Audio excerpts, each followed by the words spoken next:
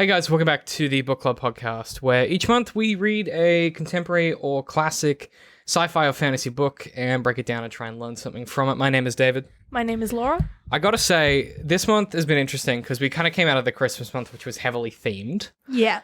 If there was a theme for this month in Brisbane, it would be hot as hell. Oh my god, yes. And now it started raining, which sucks because this book is very dry and deserty, but you know what? We'll take the thematic inconsistency. It's been a bit rough, hey? Yeah, so we were like, why not read something that is quite arduous and harrowing, just like The Heat, and that has a lot of deserts in it. I didn't theme it beforehand, but I'll fucking take the credit.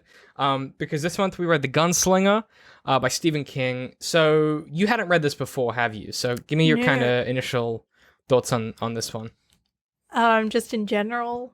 Yeah, just like your kind of general thoughts going into it, and then we'll kind of get stuck into some of the more nitty gritty and after the summary. Yeah, it's interesting. It's kind of the kind of fantasy novel that I don't read a lot of, I find. So the kinds of fantasy novels that I read is a lot of like Chosen One and magic and that kind of thing. Like YA fic, kind of. Yeah, sort of. And this one is it's got sort of that bleak fantasy thing going on where it's fantasy, but it's also really dark. Yeah. Super depressing. It's a bit like my book a little bit, where it's like, this is a really grim world to live in. You know, honestly, at points, I was reading it and I was like, so this is where David gets it from. Yeah. It's that kind of, it's very low fantasy where it's like, this is a world that sucks to live in. It's very depressing. No one's happy and nothing is going well. And that's kind of the vibe that you get when you read this story. I mean, like, even to the extent where like, the phrase that comes up in the story a lot is the world's moved on. Yeah. Which I love in this universe because it like that statement alone implies so much without saying a whole lot. The original book was published in 1982, which is interesting because that was kind of King's wonder years. That was when he was just prolific, and that was sort of just as he was kind of getting into drugs and stuff. So this was like kind of one of his big first like non-horror kind of things that he put out. And it came out to relative, I would say a mediocre reception at the time, just based on what I've read, because it's just like the original story was basically just a Western with some fantasy elements. The revised copy, which we'll talk about after the summary, has a lot more of that sort of the low fantasy elements and stuff, and you know, the world's moved on, all that sort of thing. Whilst it was in the original, a bit less present. What did you think of this coming into it from, obviously, like, aside from the genre changes, coming into it from something like what we talked about last month, like Hogfather and even Gaiman before that? Did you find it super different, even just from like a style perspective? Well, from a style perspective, I think it's a lot closer to Gaiman than to Pratchett. Definitely. For sure. Yeah. Especially because it does deal with a lot of like sexual themes and stuff like that, and a lot of weird, trippy stuff that Gaiman also does. Yeah, it's very, what's the word for it? Like what's that word? Like when something is like, it's hard to tell like what's real and what isn't. Like it kind of blurs some of that stuff. It does a bit. We're like, is it magic or is everyone crazy? Like that, which is kind of fun. I like that. You know, I think it adds an element to this. I mean, King's always been interested in the blurring of the supernatural, the preternatural, and the natural, and trying to examine like what's someone's psychological kind of condition telling them it's happening versus what's really happening. And then does it matter there's a difference? Like The Shining is a good example of that, the book at least. The film, a bit less so, it's a bit more horror, but like that blurring of those things makes it super interesting, where you're like, I don't know if all these characters are fucking insane or if this is all really happening. Yeah. I get that a lot in this story where I'm like, is Roland just kind of losing it, you know? I think part of it also where it differs from American Gods is that American Gods is very much like, gods are real, magic exists, and this book is more like, actually, Roland doesn't know it, but science is a thing. Super duper. There's like nuclear reactors and things in this world. Yeah. But then, so also, Walter, like the Man in Black is a magician? He's a magician, but also he shows Roland a vision of the universe and shit. But then he talks about a creator. So there's this weird melding of science and fiction. Yeah, to the extent where like even the slow muties that you see toward the end of the story, they're like Fallout style mutant kind of ghouls or whatever, but also they're somehow like magic, it's implied. Yeah. It's really weird. It's quite odd. Let me get into the summary, and then we can talk a little bit about a lot of those elements. And then what I wanted to talk about especially was the difference between the original and the revised one, because I think you'll find it fascinating, having read Gaiman and having read Pratchett as well. So The Gunslinger obviously is a 1982 novel by Stephen King, and it's the first chapter in the epic fantasy saga that follows Roland Deschain, which I, for a long time, because I'd never spoken to another human about it, thought was Deschain. It's definitely Deschain. Is it? Yeah, it's in the audiobook, they call it Deschain. Well, I mean, I assumed it was Deschain because it sounds cooler, but egg on my face. I would pronounce it Deschain. I Yeah. mean, like, Apparently who's to say what's correct? Apparently it's a reference to, like, the Arthurian myth or something, which is fairly prevalent in the story, but Fair whatever. enough. Whatever. Whatever, man. We open with Roland, the last of the gunslingers, pursuing the mysterious man in black across the desert. Along the way, Roland passes through Tull, a small town where the man in black has left a trap for him. Roland spends some time there, but ultimately ends up killing the whole town as they turn on him. Roland then pursues the man in black across the desert, and on the brink of dehydration and hysteria, comes across a way station where he meets an otherworldly boy, Jake Chambers. Jake and Roland then travel together in pursuit of the man in black. Jake slowly loses his memories from his time in New York, but remembers enough to reveal that the man in black killed him in that world, and he woke up then, subsequently, in Midworld. Roland and Jake bond as they travel, and we learn of Roland's coming of age in the great city of Gilead. Roland tells of his defeat of his master, Court, and the progressive collapse of civilization under the threat of revolution from a man they call Martin. Eventually, Roland and Jake follow the man in black under a great mountain. They travel in the dark for an unknowable time, fighting off slow mutants and their own desperation. Finally, Jake and Roland are about to leave when the man in black confronts them and explains that if Roland is to save the boy, he will have no answers on his quest. Roland lets Jake fall to his death and pursues the man in black. Jake's last words are, "There are other worlds than these." Roland and the man in black take palaver, where Roland learns that the tower, his prize, stands at the nexus of time and space, and the entire universe exists within a blade of grass. When Roland wakes, the man in black is a skeleton, and he himself has aged some 20 years. It's unclear if the man in black is actually dead. Roland journeys on, tower-bound, and reaches the Eastern Sea, where he falls asleep on the shores of a great ocean. And that's kind of the story. Like, not a lot happens in this narrative. There's not a lot, like, of stuff, but there's a lot of little details and stuff. Also, I just read this. My copy said he aged 10 years. I don't remember whether it's 10 or 20. In the original, it was 20, but I don't know. Again, a lot of the revision and stuff, the specifics were changed because originally Roland was 30 in the original story and he aged 20 years to be 50, but I think now his age isn't specified. Yeah. So it's like less obvious because the idea now is that Roland and the Man in Black in particular are these kind of ageless characters. Yeah. You know? And the Man in Black does make reference to that. Yes, and it's interesting because the revised copy, which is this one that I have here, is not the one that I read originally. Uh-huh. And it was revised in 2003 after the other books had come out. Yeah, I also have the revised copy. Yeah. Clearly, because what else are they going to be selling? Right. Because, the original was interesting, though, because, like, little things. So I just wanted to give you, like, a few examples of things he changed, which will give you some perspective on the kind of story that this is now versus what it was, which I think is interesting because, like, especially something as iconic as this, he made the changes to make it more in line with the rest of the series, but at the same time, it has some interesting implications. So, in the original version, during the fight at Tull, Allie is seized by a townsperson and used as a human shield, and she begs Roland not to fire, but he basically just kills them both. In the revised version, she's been driven mad by Walter, and by the time she's seized, she begs him to kill her because she said the word 19 to the crazy, the weed addict. Equally in the original text, Walter's death at the end of the story is of less certainty to Roland, whereas in the revised edition, Roland speculates if the bones are like a trick or if he's really died. So in the original text, it's like really unclear who the bones belong to. Yeah. And also in the original text, Walter and Martin are completely not the same character. Even in the latest story, Walter is then pursued and murdered, like later on in the story, whereas in this one, they're definitely the same person. And then also in the following text in Wizard and Glass, along with Randall Flagg, they're all revealed to be the same person. But in the revised edition of the Gunslinger, there's no reference to Walter, Martin, or Flagg as being the same person, so it's plausible they are the same, but may not be. So it's one of those things where King added some ambiguity for the sake of making the narrative feel a little more cohesive. So instead of you being like, well, why would Martin and the Man in Black be the same? You just kind of go, well, maybe they are. Like, it's never directly addressed. I don't know. It's an interesting. Well, I mean, the Man in Black does make in my copy makes specific reference to the fact that he is Martin, and then even to the fact that he's then John Farson or Farston, the revolutionary or someone like that, or he goes to visit him. I can't recall, but there's some reference in there where like he. Oh no, I think what it is he lies and says that he goes west to join the Man Farston or whatever in his revolution, but secretly he stays and takes on the identity of Martin. No, the other guy. Other way around. Walter. Walter. Yeah. Which is kind of cool because that, again, like it just adds more depth to the story that wasn't there previously.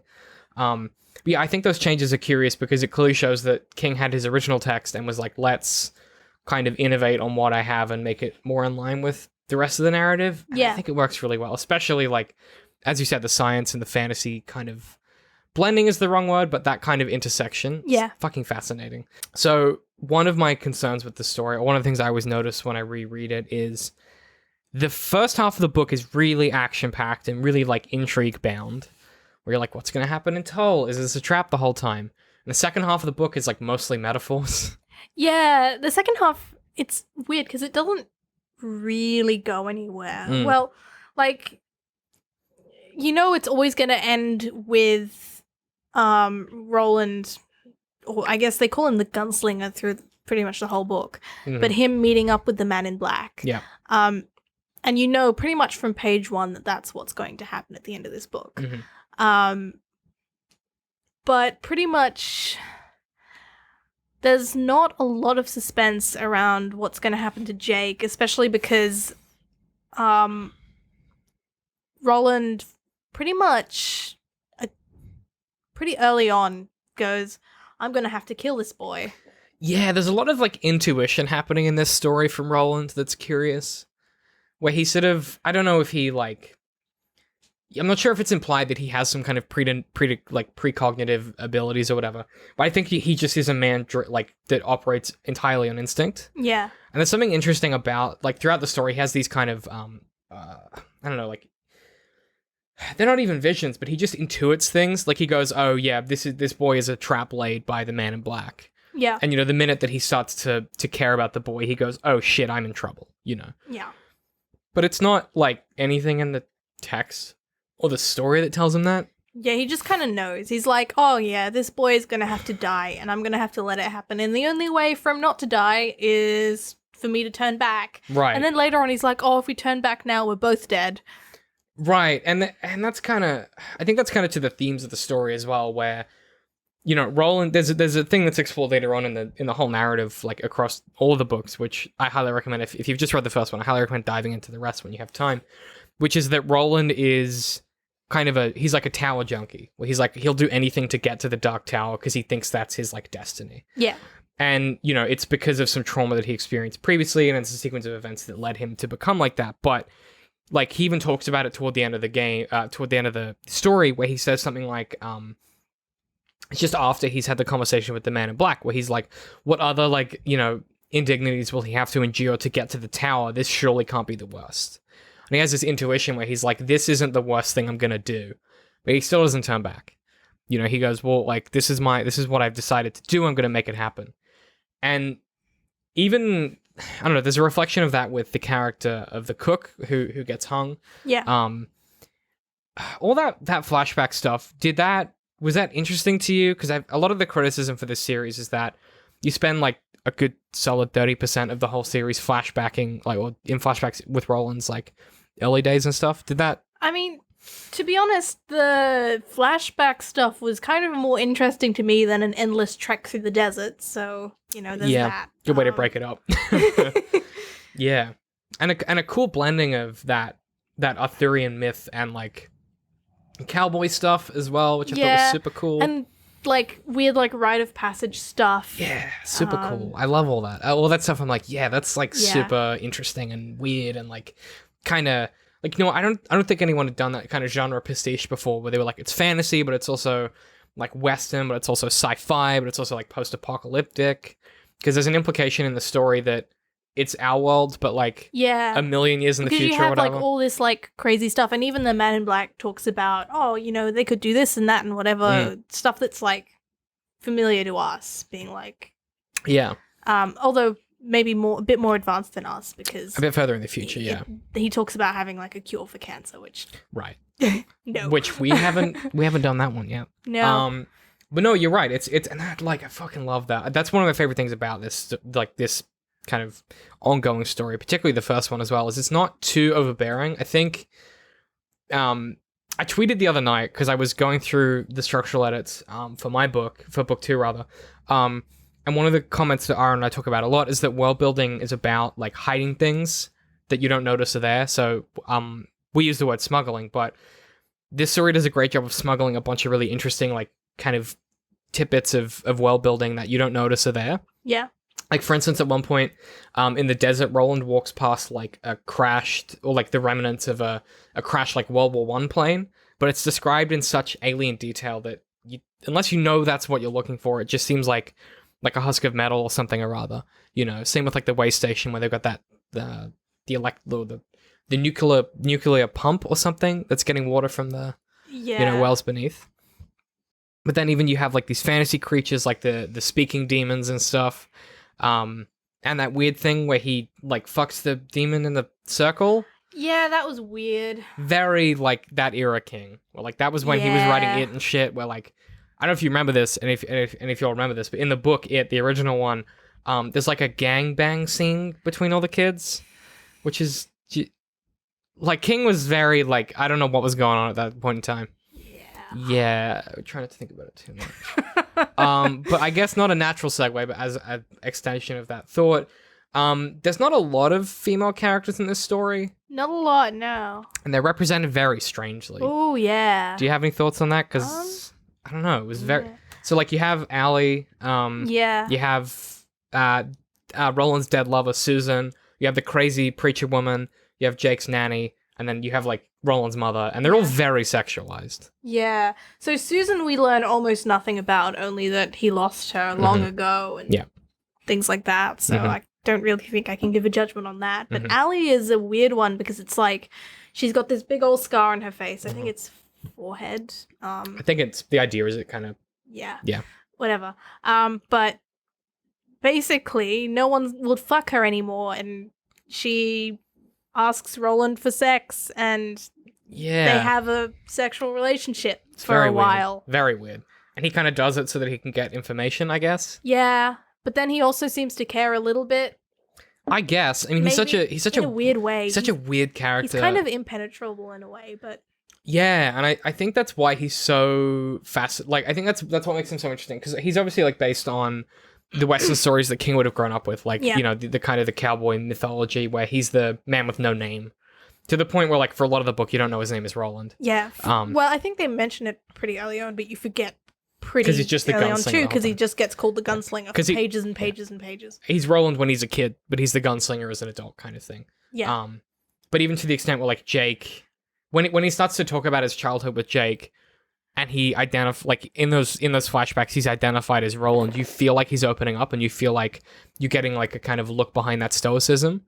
And even when, you know, Jeb, I think, is the pianist who who Roland recognizes from his time in Megis with Susan, that's a weird moment where you suddenly, like, at that point in the story, you think that Roland is just this, like, stoic cowboy dude, but there's just, like, a depth that's suddenly, like, it's like a catastrophic, it's like a thunderclap where you're like, oh shit, there's this character who he's not just this, you know, faceless. Yeah, this guy has murderer. like a past.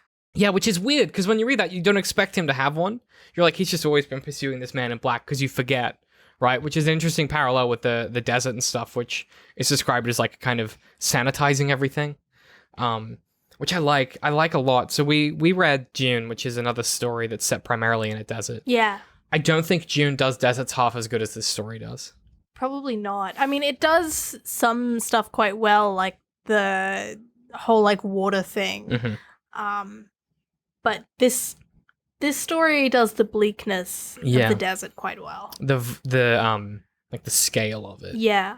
It's so cool. I love I think it's because the descriptors aren't normal. He's not like, oh, the sun beats down or whatever. He talks about, you know, like the heat, like, the heat takes away, like, smells and scents. Yeah. Which if you've ever been in, like, an actual desert, that's, like, a thing that happens. For whatever reason, like, it just kind of scorches away any of that kind of trace of smell. I fancied I could feel the frickin' sunburn. Ugh. Yeah, it's really like I hated it. Like every time I read this book, I'm like, I hate this section. I wanted them to get to the fucking mountain already because it sucks, man. Like it fucking sucks, and it's just this. It's almost claustrophobic in a way. Yeah.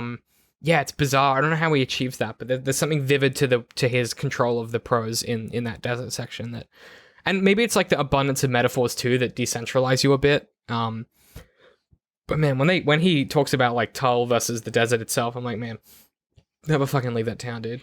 Stay there, man. Stay in that creepy, ready to blow fucking tavern. Don't go out into that desert. I don't want to go there. Weird, crazy lady. Yeah, all the crazy preacher lady, and also like Martin brings someone back to life, and she's carrying the baby of the man in black. And is it a demon? And then he kills it. Somehow. I don't know how. I think he shoots it. I don't know. Why don't she doesn't die?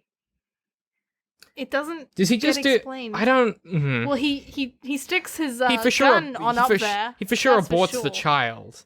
Maybe he just mangles it with his gun. I don't know. Maybe it doesn't.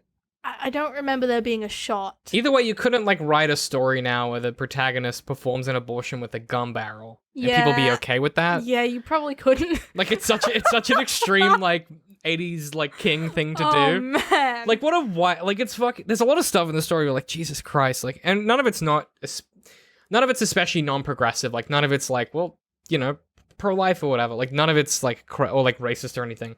There is an element of this story where you just go, wow, this was like... just weird. It's just fucking bizarre. And I guess it's because the world is bizarre and these characters are bizarre, but... Yeah, I try not... It's weird. It's weird era king, you know?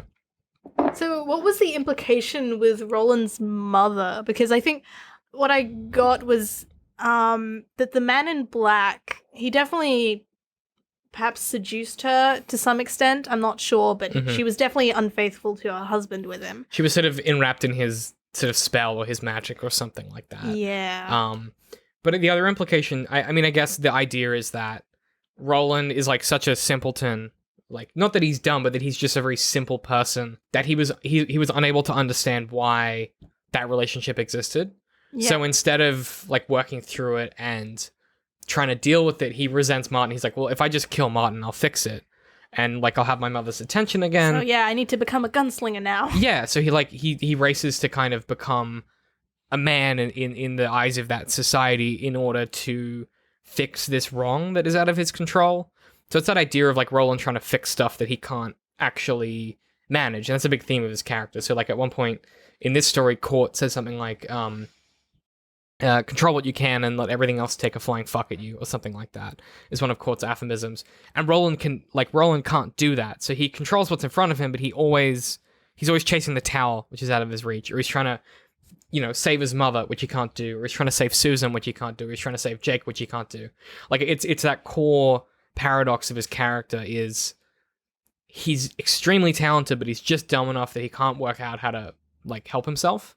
So I think it's kind of related to that in a lot of ways. But the exact relationship that she and Martin have is like super unclear.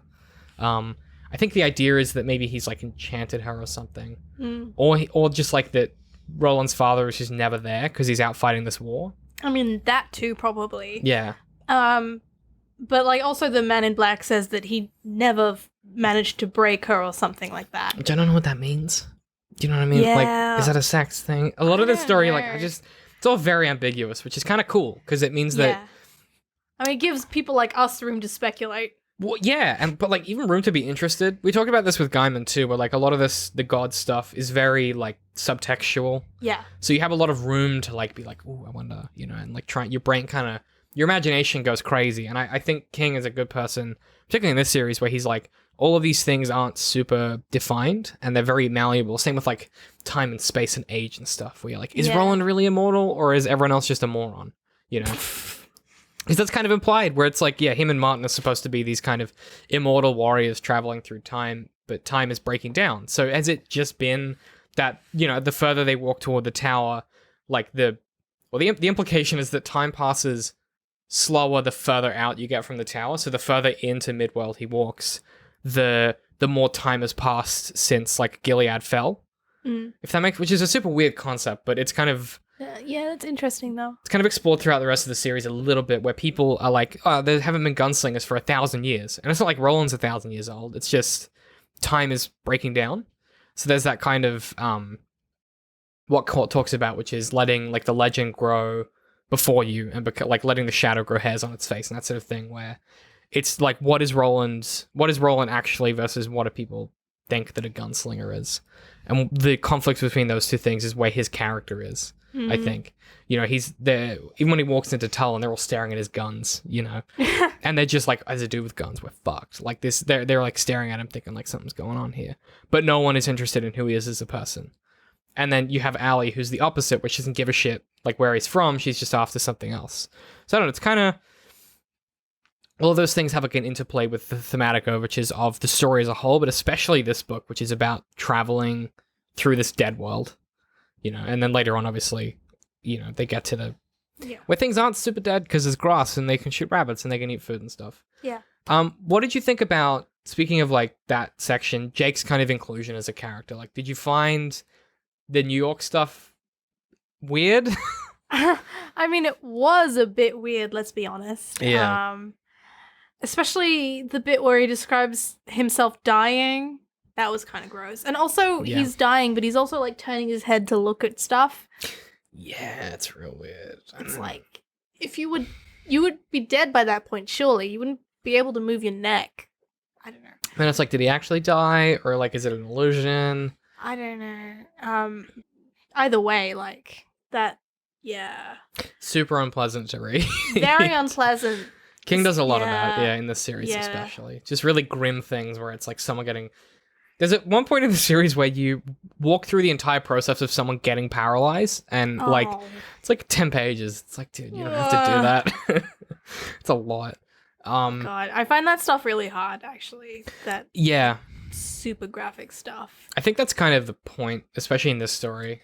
Like, trying to really make you understand. Like, even when the Man in Black brings back the addict from the dead or whatever. Oh yeah, and then spits on him a bunch. It's really confronting to read. Yeah. Yeah, it makes me really uncomfortable. But I think that's the whole point, is you're supposed to feel that kind of the dread, or like the dreadful like hysteria or excitement or whatever that is. Yeah. It's just super unpleasant and really gross and weird.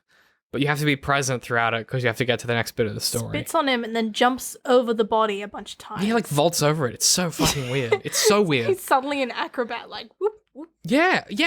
And like everyone in the bar is like enchanted, and Allie's like masturbating. It's very weird. Oh yeah, I forgot about that. It's all super weird. Like it's a lot. Oh god, so much stuff happening at once. Yeah, and you know, it's kind of this idea of like, well, what is this world, and is he actually magic, or is it just like shared hysteria kind of thing? Yeah. What did you think about like that conversation with Martin and Roland at the end, where the sort of that weird, I don't even know what you call it, like a dream sequence or something? I don't know. Yeah, the really long night. Yeah. What was your vibe on? Did you feel like you learned anything, or was it just all like kind of nonsense? I mean, I learned probably as much as Roland learned, which was keep going east. Yeah. And aside from that, a whole bunch of evasions and cryptic shit. Yeah. I feel like King's really good at cryptic shit. Really good, especially in this series. There's a lot of stuff in that which, like, when you've read the whole series and you understand, like, the way that the series ends, that a lot of that stuff is really interesting because it, like, there's a thing that happens in this story, especially in this one, where Martin talks about Roland's current actions as if they're in the past tense, or as if he's done them before, and it ties into like the themes of the series. Really interesting stuff in that last sequence. That kind of, I don't want to talk about too much because like it does spoil the whole series, but interesting. So like when Roland's like, well, you know, should I do this thing? He goes, well, you never did before, and it's like he has these weird tenses where like, is he like seeing through time? Like, what's that deal? And there's a lot of that in that last sequence, which is super fascinating, and I'm like super impressed with the way that kind of King handles that stuff. Especially because the Man in Black isn't a super prevalent character until toward the end of the series, so it gives you that kind of expositional groundwork for the rest of the narrative. Yeah, I was curious because you haven't read the rest of the series, if any of that, if it just all feels like very cryptic and vague, but deliberately so. Mostly, yeah. I mean, there's some, It definitely feels deliberate, in the way that, there's some recurring themes and stuff in there with earlier prophecies and whatever the fuck, especially like the oracle from the circle that. Oh, that's right. I completely forgot about that. Yeah, where it sort of tells his prophecy or whatever. Yeah, so there's a bit of overlap there, which it makes it feel more deliberate. Because it's like another reference point for that data. Yeah, that's interesting. I always forget that happens. I always forget that he fucks her for a reason, because like it's a very weird. Yeah, in the film, from memory, it's just the demon's like trying to convince. It's like takes the form of his father, tries to convince him to go with it or something, and it just I've completely forgotten what happened so in the film. bad. I did a video essay about it where I tried to fix it. It's unfixable. Is what it turns out is the case. That's. Yeah, that was kind of where I wanted to like kind of wrap up our discussion, I guess, was talking about like the film, which you don't remember, but the film is so bad because it misses the whole point of the story. Yeah, I remember how the film ends. Well, the film ends with like the ending of like the last book, which is when they destroy like the thing that the Man in Black is using to like power the thing that's destroying the tower. Like the whole story's over by that point. Yeah. It's weird. Whereas this book is like, I mean, like this book, they're nowhere near the tower. Could you imagine could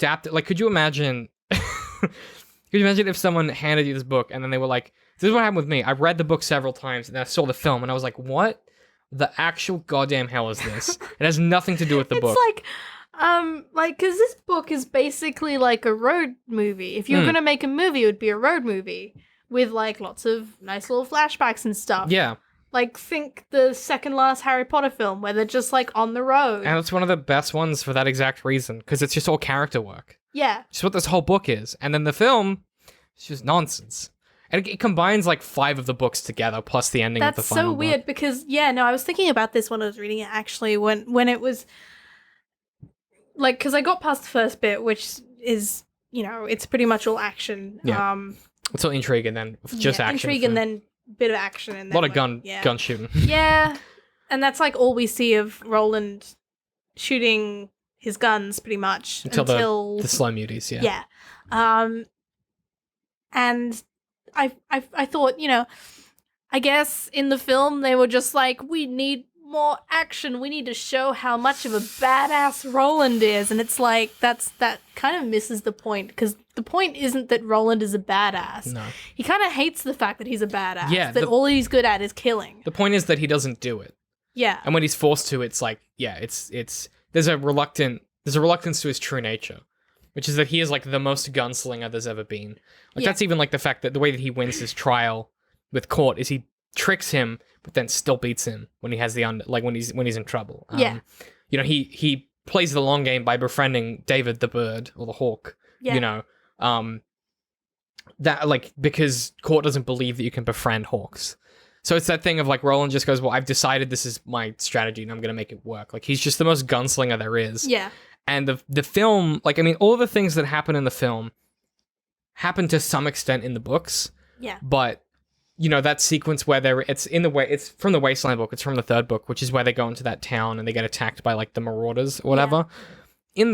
In the book, that is the whole story builds up to that. It's the longest book too. You can see it. It's behind the TARDIS. You can't quite see it here, but it's the second longest book in the series, next to the last one, because it spends the whole book building up to that encounter where they think they're safe finally, and then these marauders appear, and Roland, who is at that point ready to not be killing people, has to, take out his guns again and do the work that he hates doing. Yeah. Or that he's reluctant to do. Whereas I think in this story, it definitely captures that a lot more poignantly, where it's like an instinct for him, like his natural state is to kill.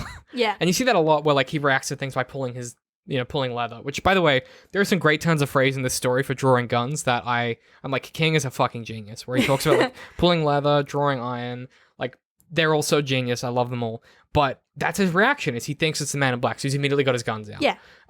Or when he's in the but only when he intends to kill. I think what's cool is in that sequence in the bar in Tull, when he's first there and someone comes up with like a knife. Yeah. And he's just like, best go sit down. And the guy doesn't even challenge him. Because it's like, you wouldn't. Because he's this dude that, like, is from another world. He's fucking scary, He's right? fucking terrifying. Like, if you bumped into this dude, you'd be like, actually, I'm fine. Yeah. You know, he's haggard. He's got these guns that are so big you've never seen these before. And, you know, the film completely ruins that by being they were forged from Arthur's sword or whatever. It's like, what are you talking about? Like, it just... Yeah. It's like they completely missed the point of what made the story interesting and compelling. And they tried to squish it all into one movie for some reason. I just think I think they were just like, money. We need money. Oh, there's not enough action in the first book, so let's just get things from all the other books. Maybe don't make an action film then. Yeah. God forbid, make a fucking mystery or something. Like, again, Idris Elba, genius casting. Yeah. Because whenever I read it, I can't not see Idris Elba in this story now, because he's such a perfect Roland. Like, everything about him, from like that quiet anger. Like, I don't know if you've seen Luther, where he's the main character in Luther, the TV show.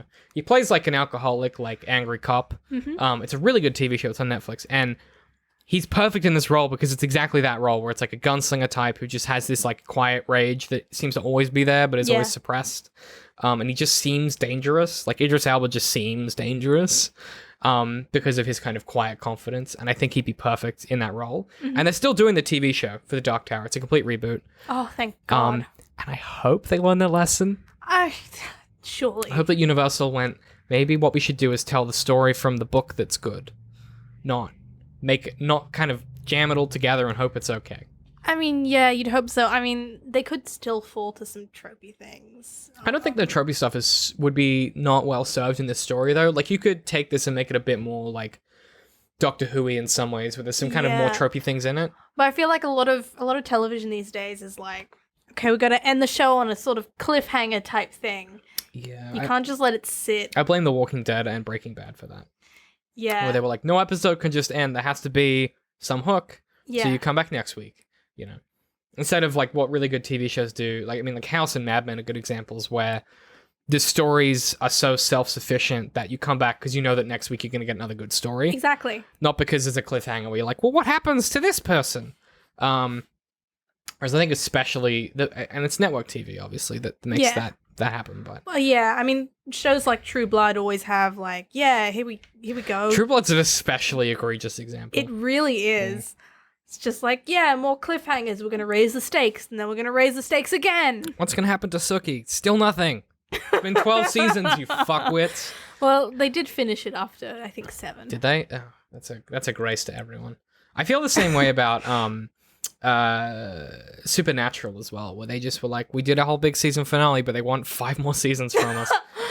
Guess we'll make up another villain. Like, and I guess, you know, one of the cool things about this story, I mean, The Dark Tower is not perfect as a franchise. There was one point, like, about in the middle of it where Stephen King got hit by a van in real life and thought he was going to die. Oh, jeez. So he wrote, like, 2 books really quickly because he was like, I might die soon. I need to get these finished. This is my magnum opus or whatever. Yeah. Which I think he still firmly believes. He's like, this is like the thing that I was supposed to do with my life is write these books. And then he writes himself into the story and things get really weird. Okay. So, like, the franchise itself isn't bulletproof as far as, like, its structural integrity. The last book is fucking genius. But there are some elements in this story in particular that having read the franchise a few times through, like, I've read the series maybe 3 or 4 times now from end to end, and reading this one again, I was like, fuck, I want to go back. Like, it made me want to read the next one and the next one and the next one. I've read them all so many times, but I'm just like, I need that shit, because it just, there's something about the intrigue to it and the vagueness that you kind of join rolling, where you're like, I know that nothing's going to be resolved properly, but I just want more. And that kind of, that weird meta thing where you kind of align with his needs is a super weird thing that I don't think a lot of books can nail as much. Some of J.K. Rowling's mystery stories that she published under her other pen name do a similar thing. Yeah. Same with, like, Steg Larsson's detective stories, where, like, the Girl and the Dragon Tattoo series, they have a similar thing where you end up, like, kind of almost inhabiting the same cerebral space as the main character, because you're after that answer for that mystery. Mm-hmm. So while it's not a mystery story, I think those are the elements that kind of keep you hooked in. Yeah. And if it was up to me, we would just do the next books for book clubs. So, like, that'd be all we do. That'd be a Stephen King book club, and we just do like the Dark months Tower. and months. Yeah, we'll like, we finish the series and we just start again. Like that would be the entire podcast for like the next 10 years. And people would stop listening because they'd be like, guys, what the fuck? And I'd be like, that's still good. You know, that's where I'm at with these stories. Like it's just, we have to read something else next month that I just don't want. I want to keep fucking reading the next one, which I might do anyway. You probably will. I probably will. I might audiobook the next one. Uh, Might do it while I go to the gym or something like that. Because then I can justify it to myself because I'm exercising and not just reading the same books for like the 8th time or whatever. It's fine. I don't have a it's problem alright. at all. I do that. Yeah. But do you have any kind of closing thoughts or anything you wanted to bring up before we kind of move on? I don't know. It's one of the few books I've read where the characters' names are used very rarely, and it's just the boy, the man in black, the gunslinger. What did that kind of? Because I know what it does from a lit theory perspective. I kind of know why he does that, but what kind of vibe did you get as that? It's just like a reader. Like, did that work for you? Yeah, I mean, I guess it's less personal when you don't have, like, the name, when it's just, like, a person. It's like when you're reading a book and it's, like, the prologue and they're just, like, describing people doing stuff and you don't know any of their names. It's like that, but just the whole way through. Yeah, no, totally. I mean, Bird Box the book does that. Yeah. So does Cormac McCarthy's The Road. And it's an interesting literary technique where it lets you something about names in the English language, like, doesn't matter what the name is, you put stuff onto it because it sounds a certain way. Yeah. But the Gunslinger is interesting because it tells you everything, like, so the subtitle originally was The Gunslinger it wasn't Redux, it was something else. Hang on, I'm gonna find what was because it was not, the original subtitle was The Gunslinger something, and it tells you a lot about the reason that Stephen King didn't initially name these characters super heavily. I'm just gonna find it. Yeah, because it was so it was originally called Resumption. That was the subtitle of the book. And you know, obviously Resumption is the act of resuming or starting something again.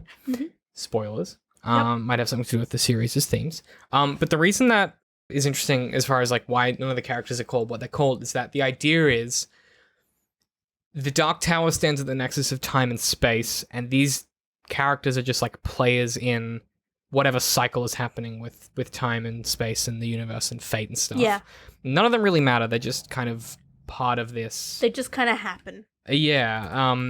And I don't know if it's necessarily a case of King trying to prove something, because it definitely feels that way. Where he's like, look at how hard I can stunt. I'm so good at this writing thing. But at the same time, I think it adds a lot of elements of when you don't have it, like, you know, he's called Roland, right? But you still think of him as the gunslinger. Yeah. And you know it's Jake, but you still think of him as the boy, especially when Roland dissociates, when he decides that he's going to let him die. Yeah. Right? And he's the man in black. He's not Walter or whatever. And it lets you make your own judgments without feeling guilty. So instead of what you would do in a normal story, which is, so in that original text, when Roland kills Allie, you don't judge Roland for that. You go, well, it's the gunslinger doing it. It's not, you don't go, well, Roland's a bad person. You go, well, that's just, he had to do it. He didn't have a choice. So it frees you a bit from that, frees you a little bit from whatever that conscientiousness is that you have with character names. But yeah, so to wrap up, fucking brilliant book. One of my favorites. I'm probably going to read the rest of this series or listen to it at least again, because I haven't listened to audiobooks yet, and that's a fun new experience. Next month, we're covering Brimstone Angels by Chris M. Evans. It was published in 2011. That's one that Evelyn, my sister, keeps telling me to read. Yeah, I've never heard of it, but that's what you're voted for. So if you want to vote for the books, you have to be a Patreon, which is at patreon.com/DCMworks. You can vote and also get access to all kinds of exclusive content for less than $3 a month. Otherwise, we're at DCMworks pretty much everywhere. So Brimstone Angels, Aaron M. Evans, which I'm excited about because it's a book I've never fucking heard of. So yeah, I didn't even Google it. So I'm going to go into it fresh. I'm just going to buy it and go from there. Cool. Which is exciting. Laura's listed it as contemporary, so because it's 2011. So I'm interested to see what that's about. Yeah. If you're a Patreon, I'll post probably when this goes up. I'll post the voting for next month, so you guys have a month to vote as usual. We can go from there. Otherwise, I'm trying to think of what else I need to plug. You can buy my book at maynardtrigg.com. It's a good one, I think. Yeah. It's probably the thing that I'm the most proud of, aside from the podcasts that we do and stuff like that. So go check that out. If you use coupon code AFAPod, you get 15% off at checkout. Feel like that's everything. If you want to follow us individually, I'm at Do Say My Hey Pie. I'm at Laura Ducky B. We'll see you guys next month.